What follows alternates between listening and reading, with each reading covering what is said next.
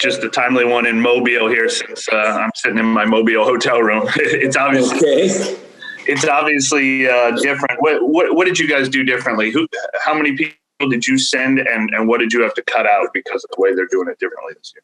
Yeah, we have it's a limit of 10 per club, and so we've got our 10.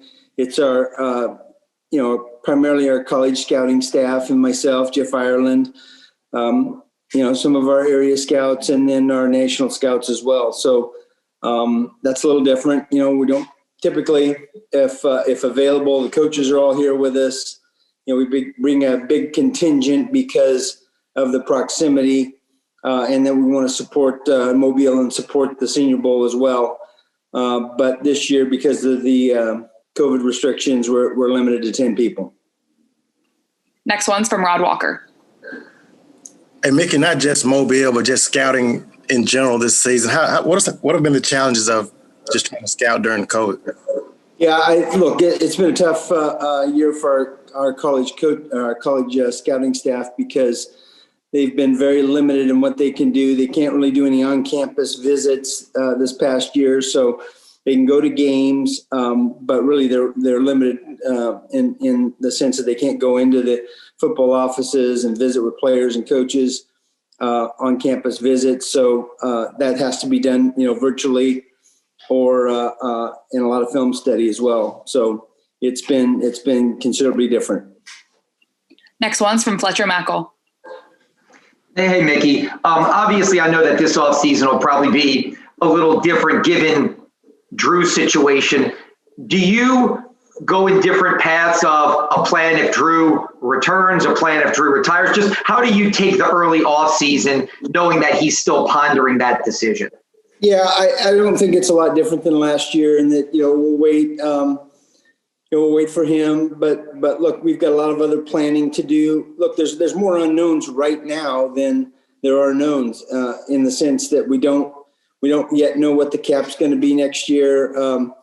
Even a narrow range we don't have yet. So we've got a lot of planning to do. We haven't completed our evaluations, our roster evaluations from last season. So at this point in time, there's more unknowns than there are knowns. Next one's from Amos Morale. Well, you kind of touched on my question just now. I was going to ask you where you were with the roster evaluations and if you guys had identified positions of need.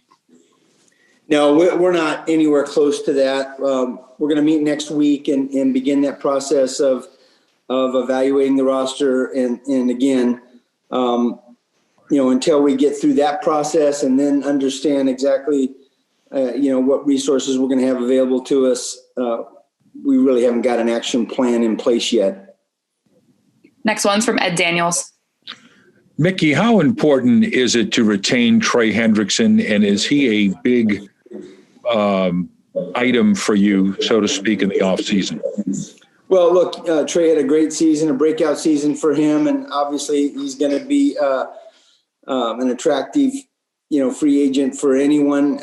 But again, that's all part of the planning process. Part of that has to do with, certainly we would want him back, but I can't really say, how strong a play we can make for that until I understand, where the cap's going to be this year. And as we go through the roster evaluations and start making our choices. Next one's from Mike Triplett. Mickey, I know you guys have a pretty good record against the salary cap over the years, even when people think it's going to handcuff you. But is this a more daunting situation, or is it? Do you envision that you're going to actually have to pick some players on the team that can't be with the team because of the cap, or what's your outlook on it right now? Yeah, I think this. Look, for sure, it's going to be challenging, and yet I don't want to speculate as to how challenging it's going to be until we have a better understanding of what's going to be available, not just for this year, but even for the year after. So I can't really answer that question other than to say, yeah, it's going to be daunting. I think it's going to be daunting for a majority of teams in our league.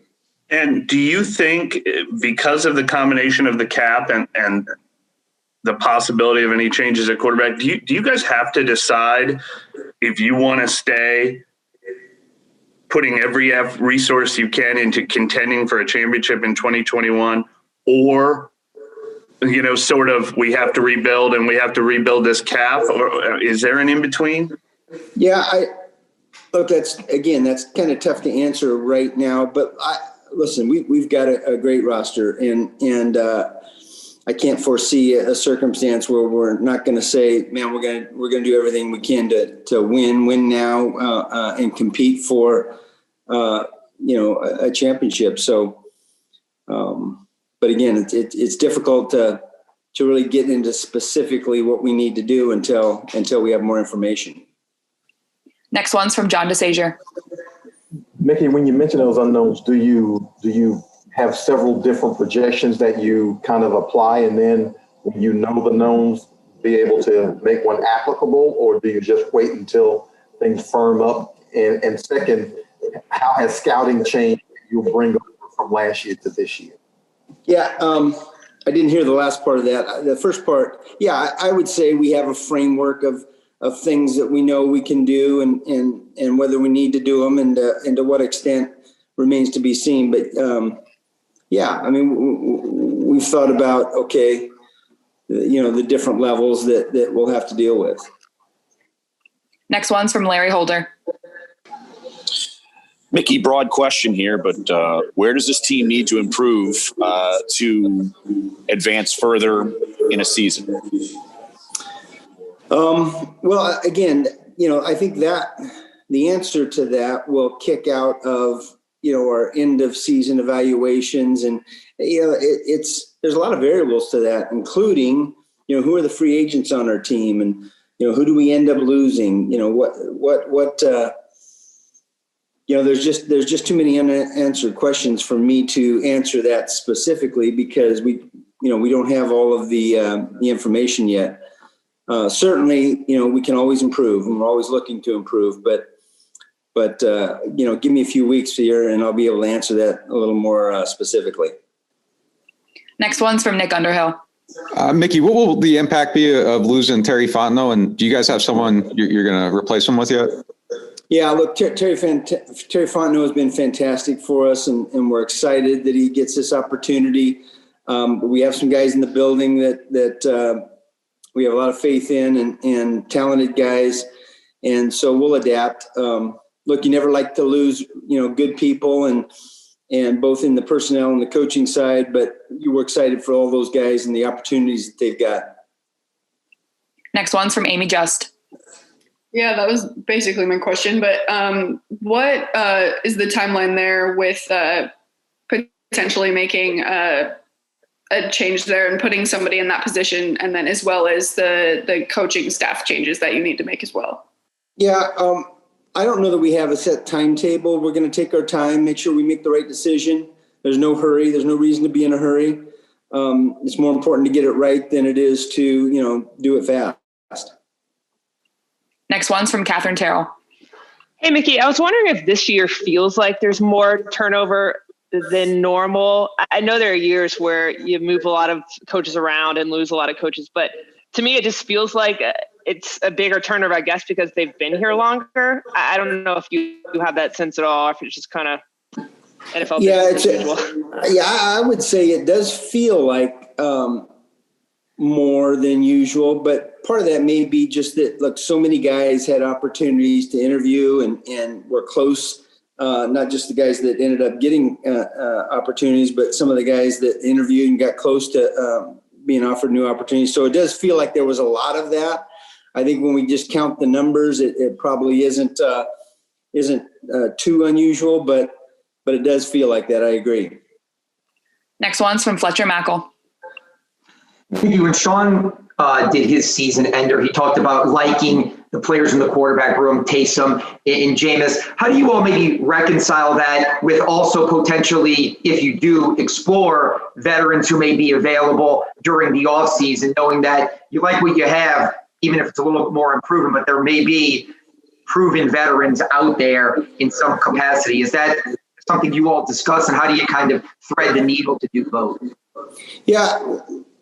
Again, the answers to that will kick out over the next few weeks as we go through evaluations and we talk about our roster, we talk about every position.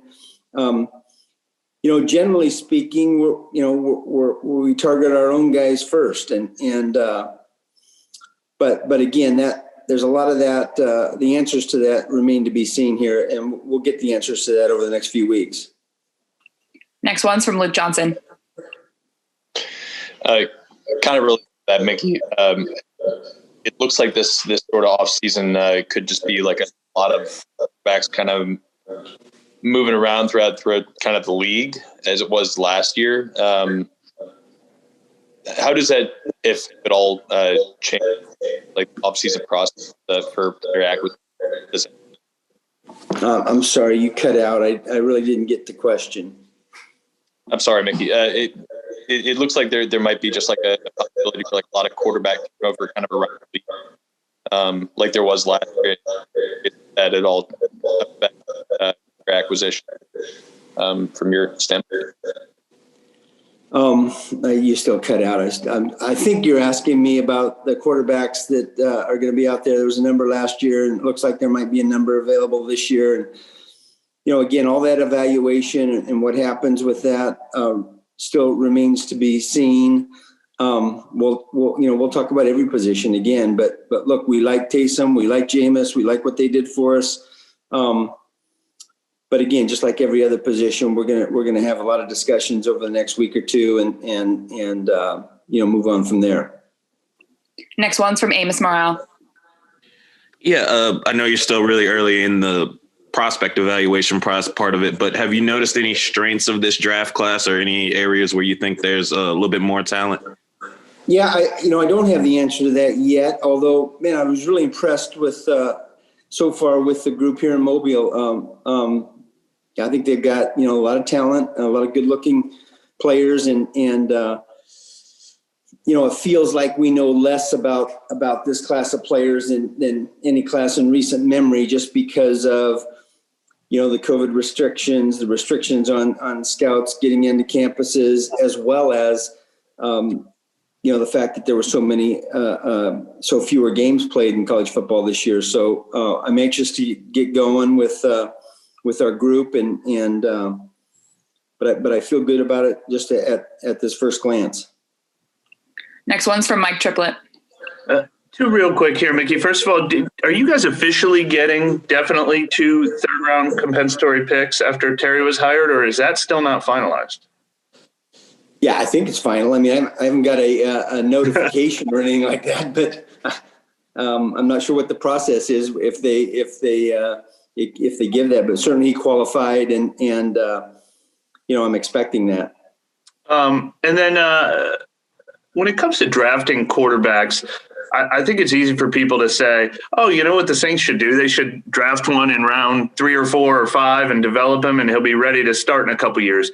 How come that so rarely actually happens in the NFL? I think like Jimmy Garoppolo, maybe Kirk Cousins are a couple examples of guys who are drafted in the middle rounds and started a couple years later, but it seems to rarely happen. Is that hard to identify the talent at the position, or hard to have the patience to develop a guy over 3 years? Or well, look, I think first of all, there have been a number of examples. Russell Wilson's an example of a guy that didn't go in the first round and was developed and actually played early on. But I think this, for you to draft a player, in the second or third round, you got to love the player. You got to have a vision for him, and oftentimes, look, we've had guys that we've had our eye on and a target on, but they got taken before we could get them. So over the years, that's happened. I